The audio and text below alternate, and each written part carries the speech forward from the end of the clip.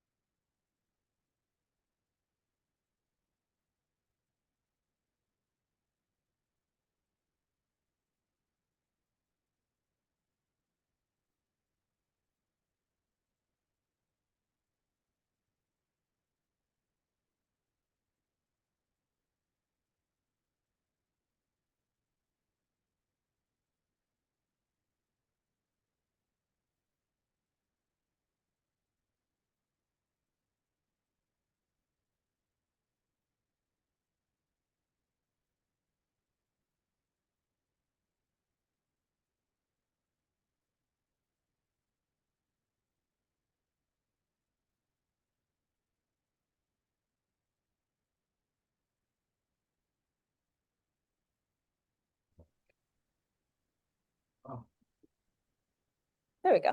Hello. Hi, how are you? Good, how are you? I'm doing well. Thanks so much for reaching out to me. That was so sweet of you. Yeah, of course. I don't know if you've done this project before when you were at IC, but I It sounds very familiar.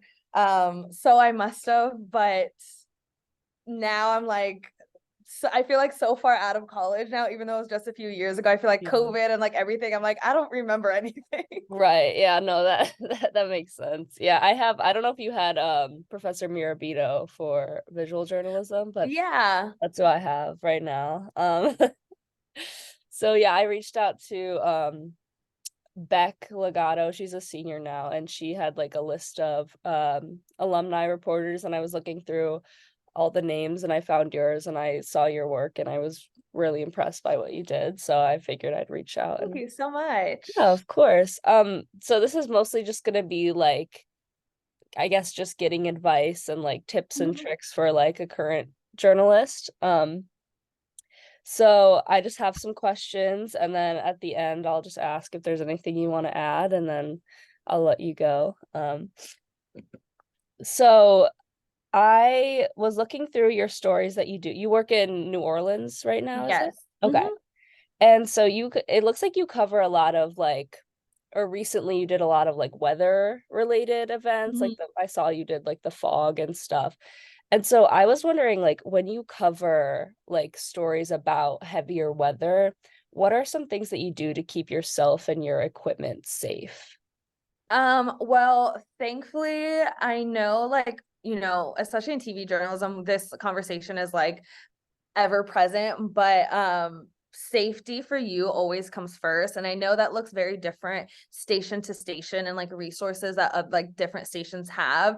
Thankfully now, New Orleans is a market 50, but also New Orleans kind of runs like a top 25 market just because there's so much news that comes out of there.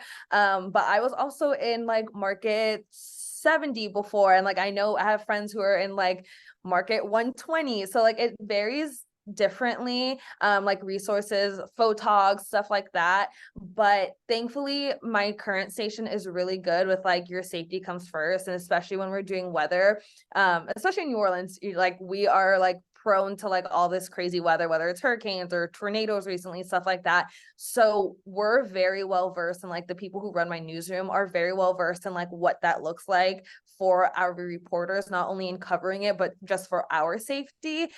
So usually, especially like with the fog and hurricanes, tornadoes, they'll send a photog out with us. So we're not by ourselves. But obviously that looks different. Like I didn't have the same luxury when I was in like market 70 and like my friends who were in market 100. So it looks very different, but I think above all else, like your safety comes first, because you can't inform other people and keep other people safe at home if you're not safe yourself. So it's always like, if you're, in snow or rain or whatever it is, like just always set up like not in the middle of the street, or somewhere that's like well lit, somewhere that's not, you're not standing in like a foot of water or something like that. So just like very much aware of your surroundings.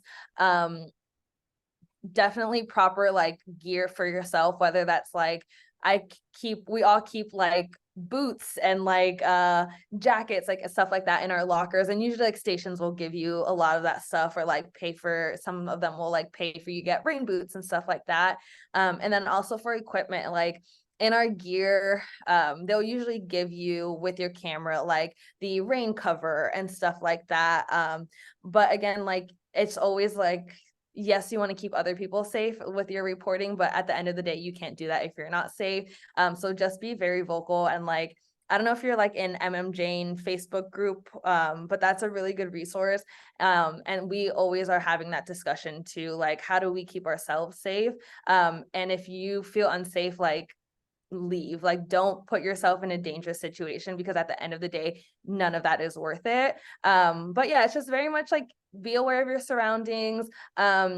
Keep some like gear in your car or under your desk at work, with like a go bag, kind of, even if it's like not a lot of things, but like a rain jacket, a poncho, stuff like that. Or like usually the stations will have like garbage bags that you can put the camera under, stuff like that. So yeah. Okay, cool. So do you usually work solo then with most of your projects?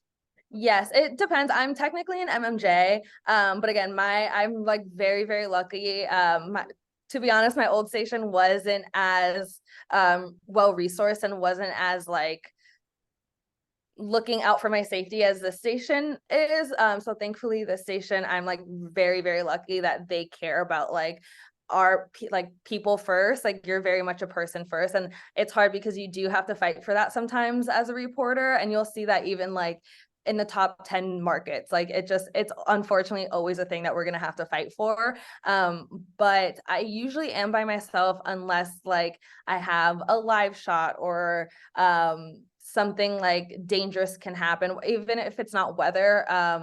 If it's like a protest, or it's, I don't know, it's just like your day-to-day stuff. If like something crazy happens, or like if I have to do door knocks or something, they're very good with either pairing me with a photog, or sometimes I'll like start off MMJing, and then like if a situation arises that I do have to door knock or something, I'll call the station and be like, hey, I don't really feel comfortable door knocking by myself, can you send someone just for 20 minutes to like be with me to door knock? And even if it's not a photog, it might be like the assignment desk manager, or a web producer or something, just so we're like in pairs. They're very good with that. So it kind of depends on like the day to day and what it looks like. Also like our staffing, what that looks like, if we have enough photogs per person.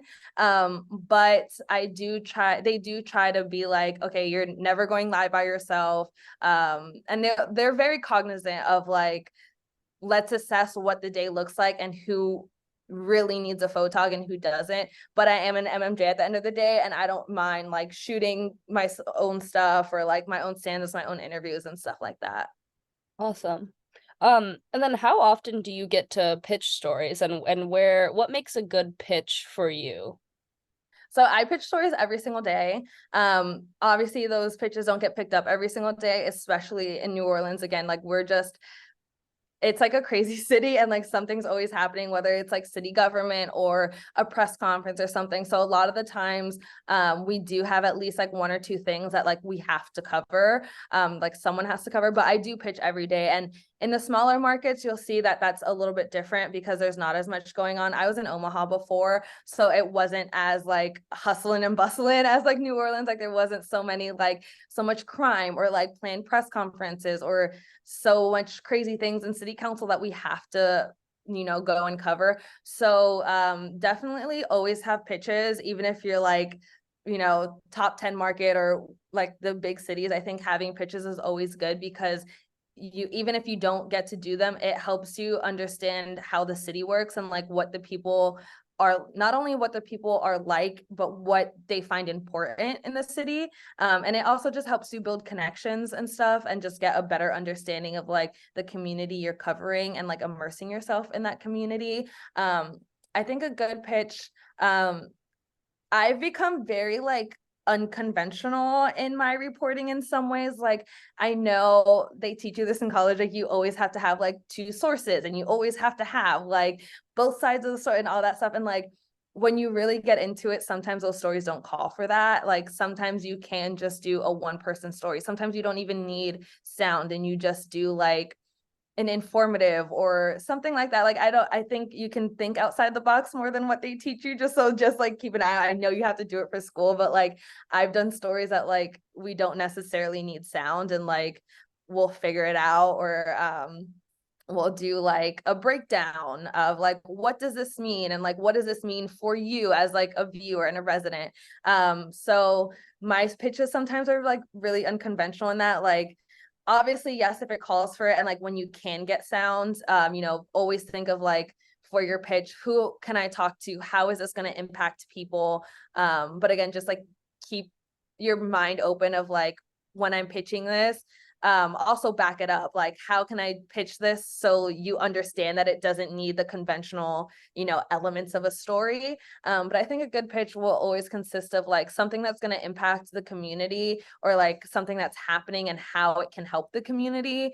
And then again, like is there enough information or enough people that I can get in my story to make it a good story? So sound, visuals. I know like in visual journalism, it's really hard sometimes because like you always have to tell stories that are going to be appropriate for TV, but also it's like sometimes you still have to tell the story, but you don't have video for it. So even if it's like, you know, unconventional ways of getting video, but anyway, you can make it visual. And also too, like how can you make it understandable and digestible for the community, because again, like we have all day to like understand it and like digest it, but you only have a few minutes to tell it to the community. So like how are we going to make it so understandable? And sometimes it doesn't work, and like we've had stories that we're like, okay, this is not going to work for TV like at all, so like maybe we do it as a web article and like toss to it from TV to the web.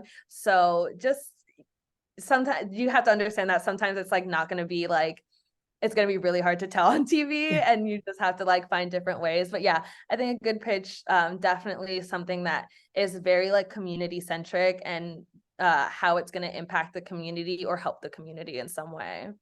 Awesome. Also, if I'm not making any sense, feel free to like stop No, me. you definitely are. You are, don't worry. Okay. Um, yeah, so my another question I had was how often are you expected to turn packages? I turn packages pretty much every single day. Sometimes I'll be honest, like sometimes it doesn't turn out how we want it and like we have to pivot, but usually I will turn something. We plan for the day to do at least one package and a VOSOT or like a package and a look live, something to that effect. But sometimes like you chase stories and it doesn't pan out, and then you get pivoted and that doesn't pan out. And like it just is like the nature of the business, especially like TV when you're a day to day instead of like, as opposed to print or like more so like investigators that they have like a few days to turn something. So you do just have to be open with like some days it's not going to happen, but again, like that's where like the unconventional thinking comes in of like how can I tell this in a different way. So we've been following the story this tragic story of a house fire that turned into like a triple murder. And I've been following it for weeks now. And my stories, we got to a point that I think it was like 2 weeks in and there wasn't many updates to the story. So I started like, my day-to-day was like, I was started covering other stuff, more day-to-day stuff, while still keeping an eye out for updates. And my stuff just wasn't turning for the day, like my other story that they had put me on. So we're like, you know what, let's just go back to the house fire. And even if it's not a full package, just to show the community that we're still keeping an eye on it, we're still watching, we haven't forgotten. So it literally was me, I drove by the scene, we took some updated video, we saw if there was any new stuff, and I literally just got on set in front of the camera and was like, hey, we've been following this story. This is the latest updates.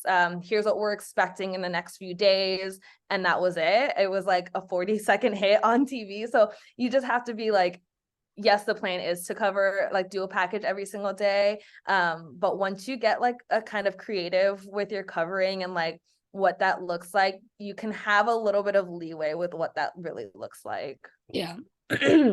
um So when you're actually out in the field, like shooting a story and doing your work out there, how do you manage your time so you like are sure that you get what you need? Hopefully you get what you need and you can make it back to edit in time. Um, it kind of depends person to person and like your workflow. And also like my workflow now is very different from like 3 years ago when I first started. So like once you kind of get into your own groove, you'll see what you really need and like what is your hard deadline. And it depends like what time your shows are at. So right now we have a 5 o'clock and a 6 o'clock. And before my old station, we also had a 5 and a 6, but it was very different in the fact that 5 o'clock was always a VOSOP because it was a 30-minute show. And then 6 o'clock was pretty much always a package because it was an hour show. So I had a little bit more leeway because a VOSOT is a lot quicker for me to turn than a package. So I could get back a little bit later because I knew at 5 o'clock it was just the VOSOT and I didn't have to turn a package for 5. But here I can have a package at 5. So it changes a little bit, but usually my hard deadline is 2:30. So then that way I have time to go through my sound and like have enough time to edit.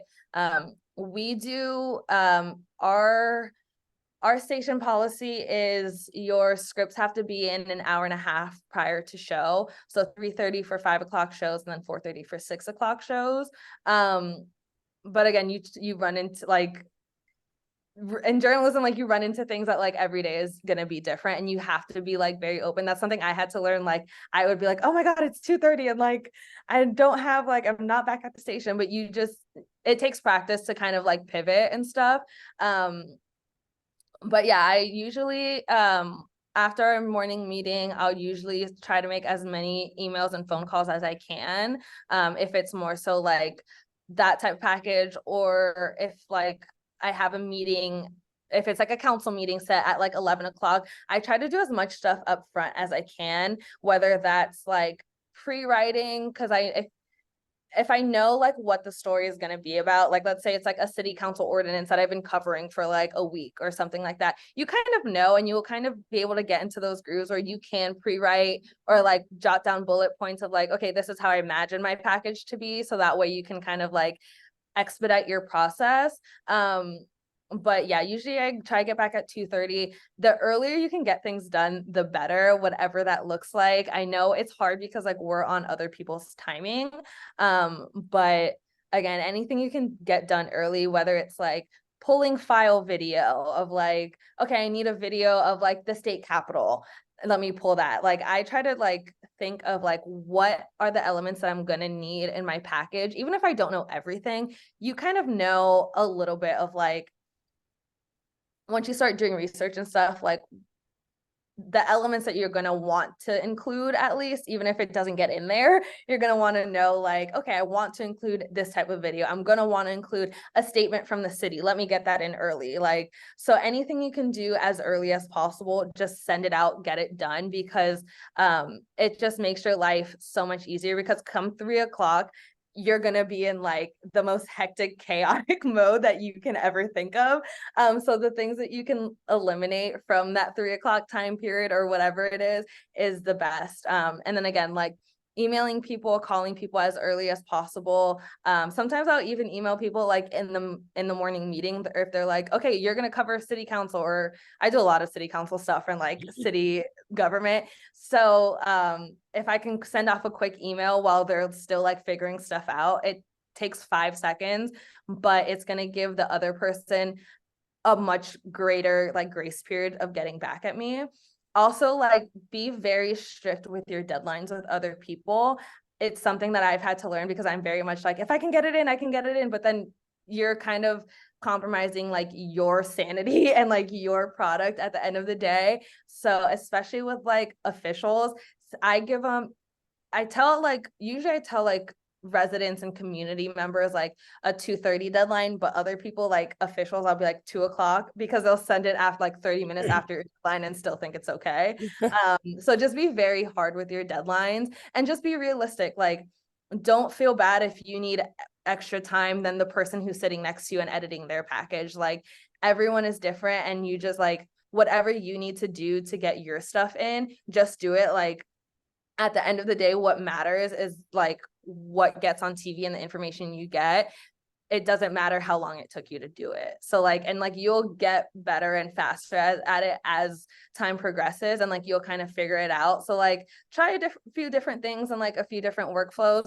Also, like you're gonna have to work from your car. Sometimes you're gonna have to like find a random coffee shop to work from. Like, it happens to all of us. Like, I've been in the middle of like nowhere, like hooked up to a converter, like trying to get my phone to like connect to the internet. Like, it happens. I think it's just like you go with the flow, and like just don't get hard, like too hard on yourself, because at the end of the day, if you got it on TV, you got it on TV. Right. So it sounds like adaptability is like probably Yes, the most important things. absolutely. Yeah. Anything like, it's very like go with the flow, and I am not very go with the flow. I'm Yeah. very like, I want everything to be perfect, and it's just like the reality is it's not going to happen. Like, you're going to have some crazy days, and you're going to have some not so crazy days, and like you got it done, and you got like you informed the public, and like that's what matters. Right. And you mentioned like getting in contact with sources like early, maybe during a morning meeting. Do you have like a list of sources that you've developed and you've like gained trust with different people in the community? And like, how did you develop these relationships? Relationship building and source building is a lot of just like showing your face at places and like going to places, and also just having conversations, whether it's just like a text or a phone call. It doesn't have to be like an elaborate thing. I find, thankfully, both of my stations that I've been at so far have been very helpful, as in like reporter to reporter. I know not every place is like that, but thankfully my places have been. So like, if I need a source and someone else has it, they're very like, oh, I'll send it to you. So that's really good. Like, use your sources within your newsroom as well. Because a lot of people have probably been there either 2 years or like 10 years. Like, they'll have a lot more connection. So definitely use that to your advantage. But also like just saying hi to people. Like, if I'm at City Hall and like there's residents there who are like talking about an ordinance and doing public comment, just say hi and be like, oh, hey, my name's Alyssa. I work with Channel 4. If you ever need anything, reach out. And if people are like familiar with your face, and like they know that you're like a nice person, they're much more willing to talk to you. So yeah, just say hi to people, introduce yourself, give your card out to like everyone and their mother. Yeah, it's very much just like the more people trust you at like a human level versus like a reporter level, they'll trust you on a reporter level. So yeah, just show that you care. And like, like I moved to New Orleans a year ago, and I like instantly fell in love with it. And like, the more you love where you're living, and the more you like show that you actually care about the people who are living there and that you actually want to help, it definitely shows them that like, okay, they're not just like a reporter trying to use me for a story. also like the after the story stuff too. So if there's a story that you're reporting on that not there wasn't necessarily like a solution to the problem yet, like follow up with people, be like, hey, did that ever, even just a quick text, like, did that ever turn out how you wanted it to? Or like, is there anything else that we can do? Is there an email that I can send that takes me 5 seconds that you don't necessarily have a contact to, that I do, maybe that I can help you? That goes a long way for especially residents. I find that sources like city sources will come because you're a reporter, they have to talk to the media. So that'll come, and you'll build those eventually. But the people part of it, the resident part of it, is the one that takes a little bit more work. Gotcha. I think I went through my list of questions. Is there anything you want to add before we wrap up? Let me think. Going off of the last one too, for like reporters, obviously like it's a known thing that like we have to move around a lot, and like you're not probably necessarily gonna report in the city that like you're from. But using social media to your advantage, like going to the local restaurants and posting about it to show that like you're like part of that community now. Like, oh hey, I went to this restaurant for the first time. Oh, I'm at like a sports game or whatever. Definitely use that, because then like not only will you grow a following on social media, but people will be like, oh yeah, she's one of us now. Like I just posted, I just made 1 year at my new station, and they're like, oh my gosh, you're a resident now, like you're a local. So like they really do care about that. um what else? Also, don't be afraid to ask questions, whether it's like people in your newsroom, other like us, like alumni, people like city officials. Ask questions, like whatever it is, even if it's like the stupidest thing. They'll like, it's better to ask the question than sit there and stress yourself out for like 20 minutes and be like, I don't know how the fuck to do this. Yeah. Because it just makes everyone's life easier. And like, we've literally all been there. We've all been like the new reporter. We've all been like our first year in the industry. So like, people get it. It's not like, oh my goodness, how dare you not know how to like work Yeah. your camera? Like, people are gonna help you, and it just makes everyone's lives easier. Um, and also don't be afraid to like, there's been stories that like I'm like, what is this? I don't understand. So like, ask your sources, ask like the city government, even if it's off record, be like, hey, I want to understand this so I can help residents. Like, tell me this like I'm 5 years old, like before we start rolling the camera. And they'll definitely appreciate that too. I'm trying to think if there's anything else. um I think that's pretty much it. I feel like, with journalism, it's very much like once you're in it, and like you'll figure it out. Especially if you have like the grit and the passion for it, you'll get it done. Like I remember being so nervous, like both when I first started like in the industry, and also like when I first moved to New Orleans. But like, if you know at the basic level how to tell a story and like why you're doing it, like you will be okay. And like, I know that's sometimes hard when you're like in it and you're stressed and like you're 30 minutes to deadline and your computer's shutting down and like you're not exporting correctly, but like you're gonna figure it out, and like everyone makes mistakes. But like, as long as you're like showing up every single day and like asking questions and just like repetition, like doing the editing, doing the phone calls, doing the sourcing, like you will be okay.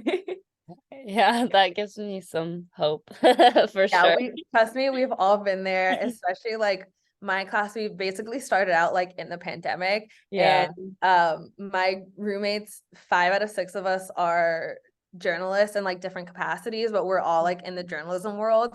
And I remember all of us texting each other and we're like, no one knows what we're doing. Like, who let us graduate? We are children. We should not be like telling other people like the news of the day. But we're all there together, and like, yeah, don't be like, you'll have those stress moments, but like the next day is a new day, and like you'll figure it out. So Right. Well, yeah. this has been so incredible. I'm so glad I got to talk to you and someone Of who's actually course. in the field. It's really like it's easy to get lost in kind of the bubble of, college and like Yeah, classes and stuff, but it's nice to like be taken out of it and see how it actually operates in the real world. So I really appreciate you taking time out of your day of to do course. it. Yeah. Yeah. Journalism school is, I wouldn't say very different, because it definitely does give you like the basics of like how to edit, like what a package is and Mhm. stuff. But like once you're like actually working, it is kind of different because they don't really prepare you for like the day-to-day stuff. I don't know how you guys do it now in visual journalism and like reporting for TV, because I feel like there's been a lot of like turnover with professors since I've been there, but like we would have like a week to edit a package, and we would have like, Yeah. hey, let me see your package and see like how I can help you. Like that doesn't happen in the real world. Right. Like 5 hours at best to like turn a package. Hmm. So it is a lot. I don't want to say more stressful, but like it is a lot quicker paced. But again, like have grace with yourself, but also know like other people will have grace for you. Right. So yeah. Yeah. Also, if there's anything else that you need, like send me a message. I'll help you. Like, do not be afraid to reach out because I totally get it. Yeah. So Thank you yes, so of much. course. I If there's any, appreciate like, it. let me know if there's anything else that you have questions about or you need help with. So Okay, yeah, maybe I'll send you like one of my later packages. I just finished another one with a classmate that we turned in. So do you yeah. know like what kind of journalism you want to do, or like what, like is there like a beat you like, or I like politics. I'm a politics minor. oh, that'll So help I you for like sure. covering politics and stuff like that. I'm not completely sure if I want to go like the visual route or if I want to stick to print. I'm still trying to figure that out. Um, but I feel like I'm really enjoying visual journalism so far, so I kind of just seeing where it's gonna take me, I guess. That'll, whether you choose like visual or print, as long as you have like a basis of writing. I know they're like print writing versus visual are like two different like writing styles, but as long as you know how to write, like that's Yeah, all you really need. yeah, Like everything else will come. A lot of people jump from print to visual or visual to print like in the real world, and that's literally the basis you need. Also, politics will help you because if you know how to cover politics, you can cover pretty much everything. I not that I wasn't a politics person, like I always like paid attention obviously for journalism, like you need that, but it wasn't like my beat, and somehow this year they've like thrown me into city politics. yeah. So it's like a joke at my station, like Alyssa's always at city hall in the mayor's office. And that definitely helps you because it's kind of like, especially for local journalism, it's kind of like the basis of a lot of things. Like everything that happens in the mayor's office and in the city council chambers affects everyone in like resident wise. So if you know how to cover that and like you have a good understanding of how that works, you'll be okay. So Okay, yeah. that's that makes me more Yeah, hopeful. you're doing good. You're on the right track. So Okay, don't be too nervous. cool. Well, thank you so much for meeting with me today. I appreciate it a lot. Of course. I hope you have good luck on your project, and like again, let me know if you need anything, and have fun at school because it goes by quick. So Yeah, really I will. enjoy it. Yeah, have a good Thanksgiving if you celebrate, and You too. yeah, Bye. bye.